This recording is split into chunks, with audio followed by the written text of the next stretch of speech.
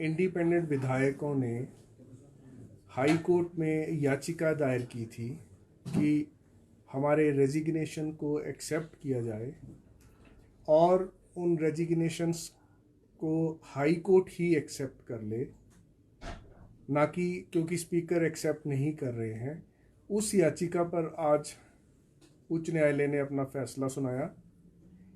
न्यायालय एक प्रश्न की जो याचिकाकर्ताओं की न्यायालय से गुहार थी, प्रेयर थी कि हमारे रेजिग्नेशन उच्च न्यायालय ही स्वीकार कर ले, उस प्रेयर को हाई कोर्ट ने रिजेक्ट कर दिया है। उन्होंने कहा है कि हाई कोर्ट इस प्रेयर को स्वीकार नहीं कर सकता है। परंतु दूसरी तरफ उच्च न्यायालय में एक डाइसेंटिंग व्यू आया है दोनों माननीय न्यायाधीशों में। डाइसेंटिंग हिंदी के मीडिया के लिए कि उन दोनों का एक विभिन्न व्यू विचार रखे हैं कि क्या हाई कोर्ट माननीय स्पीकर को ये निर्देश दे सकता है कि वो रेजिग्नेशन को कब स्वीकार करें, कितनी जल्दी स्वीकार करें और कैसे स्वीकार करें।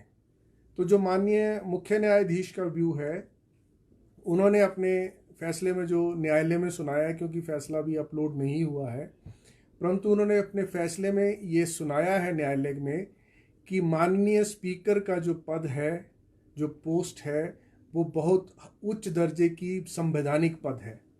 क्योंकि ये एक संवैधानिक पद है तो हाई कोर्ट किसी भी प्रकार से संवैधानिक संस्था को ये निर्देश नहीं दे सकता कि इन स्पीकर इन मामलों पर फैसला कैसे लें। परंतु माननीय न्यायाधीश ज्योत्सना दुआ रेवाल जी का मत है, जो न्यायालय में एक्सप्रेस किया गया, कि क्योंकि हाई कोर्ट 226 में जुडिशियल रिव्यू कर रहा है, जिसमें स्पीकर द्वारा रेजिग्नेशन स्वीकार ना करने के मामले को चुनौती दी गई है, तो यद्यपि हाई कोर्ट एक्सेप्ट नहीं करेगा रेजिग्नेशन, ये पावर सिर्फ माननीय स्पीकर साहब के पास है, परंतु हाई कोर्ट स्पीकर को ये डायरेक्शन दे सकता है कि वो इस मामले का जल्द निपटारा करे या विद इन 2 वीक्स निपटारा करे। उन्होंने 2 सप्ताह के शब्दों का इस्तेमाल किया है कि वो 2 सप्ताह में निपटारा करें। तो जब भी ऐसी स्थिति पैदा होती है, डाइवर्जेंट व्यू आता है, डाइसेंटिंग व्यू आता है, तो डिवीज़न बेंच जो है उस केस को माननीय तीसरे न्यायाधीश के समक्ष रखती है, जो प्रशासनिक स्तर पर माननीय मुख्य न्यायाधीश रखेंगे, और वो तीसरा न्यायाधीश उस मामले की पुनः सुनवाई करेंगे। तो उस सुनवाई के पश्चात जो भी फैसला माननीय तीसरे न्यायाधीश देंगे, वो फैसला अंतिम फैसला होगा। क्या वो जो थर्ड बेंच को रेफर किया गया है, क्या वो लिमिटेड पॉइंट पर ही देंगे, स्पीकर को निर्देश दे सकते हैं या नहीं दे सकते, इसी मुद्दे पे करेंगे या दोबारा से पूरे मामले की सुनवाई करेंगे? देखिए, होगा लिमिटेड फैक्ट्स पर ही, वो लिमिटेड क्वेश्चन माननीय डिवीज़न बेंच ने बना दिया है, और वो प्रश्न जो तीसरे न्यायाधीश के समक्ष जाएगा वो यही प्रश्न है, whether high court can direct the speaker to decide the counter issue in a particular manner और इन ए पर्टिकुलर टाइम। वो इशू कोर्ट ने बना दिया है, अब थर्ड जज उन्हीं पर ही अपना मत प्रकट करेंगे। परंतु न्यायालय में ये प्रेसिडेंट्स है, ये ऐसे प्रक्रिया रहती है, क्योंकि थर्ड जज ने उस केस को कभी नहीं सुना है। तो जब उन्होंने कभी उस केस को नहीं सुना तो उन्हें पूरे केस को नए सिरे से सुनना पड़ेगा और सुनकर ही फैसला किया जा सकेगा। तो ये एक प्रैक्टिस है कि वो पूरे तरह से रीओपन होगा केस। क्या ऐसे मामलों सर पहले भी फैसले आए हैं, तो क्या उनका भी हवाला दिया गया है यहाँ पर? देखिए, अभी मैंने जजमेंट पूरी तरह नहीं पढ़ी है, लेकिन जो मोटी मोटी जजमेंट मुझे ज्ञात हुआ है, जो न्यायालय में बताया गया है, माननीय मुख्य न्यायाधीश ने अपने फैसले में 2 बातों पे बहुत प्रकाश डाला है। एक कि स्पीकर का जो पद है वो बहुत ऊंचा संवैधानिक पद है, हाईएस्ट एस्टीम में रखा जाता है उस पद को। इस कारण इस गरिमामयी पद को हाई कोर्ट डायरेक्शन नहीं दे सकता है, उन्होंने ये बहुत स्पष्ट किया है। परंतु जो जस्टिस ज्योत्सना दुआ रेवाल जी की जजमेंट है, वो उसमें उन्होंने ज़्यादा एक्सप्लेन नहीं किया, तो वो अभी हमें पता नहीं चल पाया। तो जैसे ये जजमेंट अपलोड होगी, वो जनता की निरीक्षण के लिए, उनकी पढ़ाई के लिए वो वेबसाइट हिमाचल हाई कोर्ट पर अवेलेबल रहेगी। अगली तारीख क्या कोई मुकर्रर होगी? नहीं, इसमें अभी ये जो मामला है प्रशासनिक स्तर पर, एडमिनिस्ट्रेटिव साइड पर माननीय मुख्य न्यायाधीश जी के पास जाएगा। माननीय मुख्य न्यायाधीश फिर इसे थर्ड जज को रेफर करेंगे और वो डेट जो है वो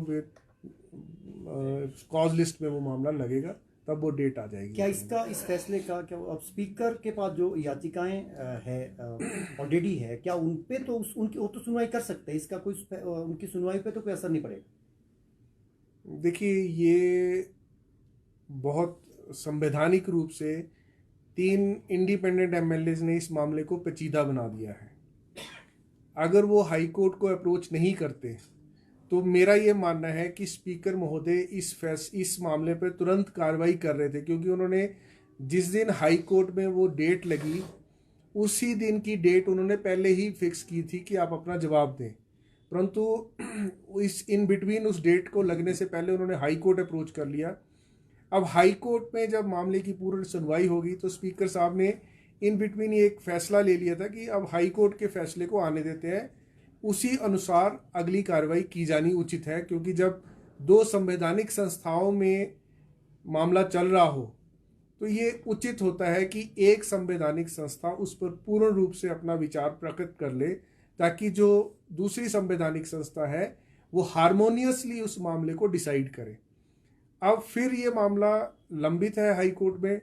अगर स्पीकर साहब जो उन्होंने पहले अपना व्यू रखा है कि हाई कोर्ट में मामला लंबित होने की वजह से मुझे नहीं सुनना चाहिए, आगे की कार्रवाई को बढ़ाना नहीं चाहिए, अब लगता है क्योंकि ये मामला एक कॉन्स्टिट्यूशनल इशू बन गया है, प्रश्न बन गया है कि क्या संवैधानिक संस्था को हाई कोर्ट इस प्रकार से निर्देश दे सकता है, तो मेरा ये पर्सनल मत है कि माननीय स्पीकर साहब को अब थोड़ा और इंतज़ार करके इस फैसले का पूर्ण रूप से निपटारा हो जाना चाहिए हाई कोर्ट से। एक बार हाई कोर्ट से मामला पूरी तरह से समाप्त हो जाए, वो इंडिपेंडेंटली बिना किसी प्रकार की हाई कोर्ट की इंटरवेंशन से या बिना और किसी प्रकार से वो इंडिपेंडेंटली अपना मत व्यक्त कर सकते हैं। और दूसरी बात, माननीय मुख्य न्यायाधीश ने अपने फैसले में ये भी क्लियर किया है कि उन्होंने जो रेजिग्नेशन है वो जेन्युइन है या ठीक नहीं है या ठीक है, उस पर किसी प्रकार का कोई मेरिट पे मत व्यक्त नहीं किया है। तो उनका कहना है कि ये मेरिट पे जो ये मत व्यक्त करना ये माननीय स्पीकर का क्षेत्राधिकार है, तो हाई कोर्ट इस मामले में किसी प्रकार से कोई मत व्यक्त नहीं करेगा।